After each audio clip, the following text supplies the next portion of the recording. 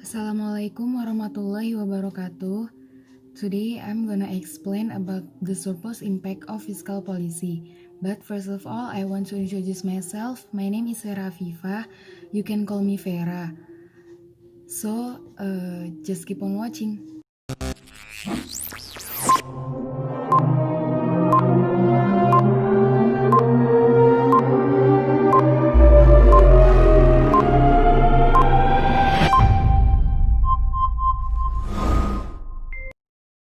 This is a table of content.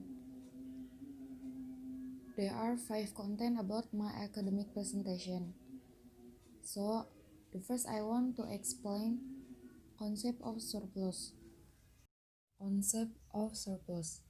A surplus, a condition when a country can be said to have a positive trade balance, and maintain this situation, a country can determine its economic policy. And we can also say that the surplus is when exports are greater than import. Actually, it is that short for an economic situation when it is in a surplus condition. However, even though a surplus is a positive or good thing, it will not always be a good surplus. It also requires control set by the government. There is an economic policy. Well, in Indonesia has two policies. There are fiscal policy and monetary policy. And here I will take an example of fiscal policy.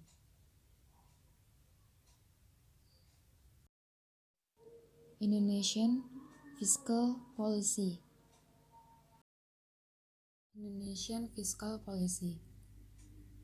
By adopting policies by the state, it hopes that this will become the basic of trade to remain strong in the middle income trap. It means that as now, with the existence of a pandemic, the Indonesian government will experience a little difficulty in overcoming the economic sector in our country and must remain focused on securing the completion of the acceleration of economic recovery. That is by setting a fiscal policy that hopes to get out of the situation. All state expenditure reforms have also been carried out in various ways to save state expenditure from various lines. By synergizing with a social assistance. As told by the President of the Republic Indonesia, Mr. Joko Widodo, on the website that I have written in his reference, he said the fiscal policy that had been taken would be applied to the development of infrastructure, human resources, and bureaucracy. Surplus impact of fiscal policy. Surplus impact of fiscal policy. The first, strength the Indonesian rupiah, where investor can easily return to the stock exchange and the rupiah rises and must have control, that is with fiscal policy. So when the rupiah strengthens, the impact is that foreign investor can return to the stock exchange. It can also encourage the strengthening of the rupiah. Of course, it should be maintained, that is with a fiscal policy that can later regulate the amount of money circulation to remain balanced. The second, sign of Indonesia's economic growth. Although not all sectors experience a surplus, but it is very influential on economic growth. Actually, the trade balance surplus can be a good sign of Indonesia's economic growth. But in the oil and gas sector, it has a deficit, while the non-oil and giga sector has a surplus, which is certainly very influential on economic growth. Then a fiscal policy is taken which even though it will not be balanced.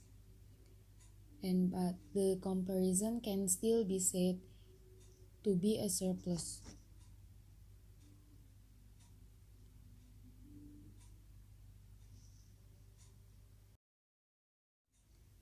And the last, greatly increase development. The government can improve educate infrastructure. The government can develop all trade channels so as they increase the surplus trade balance by empowering both human and environmental resources. With a system like that, which is carried out by the regional and central government, it is consistent for the policies that have been taken as well, such as fiscal policies that will prioritize the empowerment of the result so that the result can be returned again particularly beneficial to economic situation. Then there will be an increase in infrastructure so that all the good that in village and remote areas can enjoy it.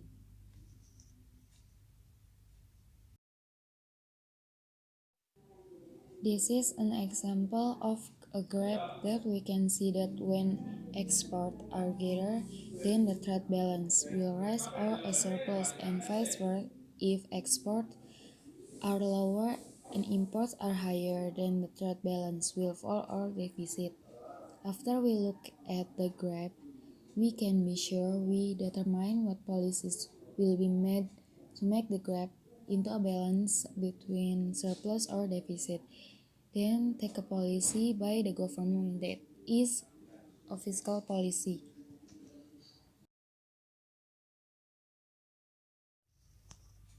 Conclusion.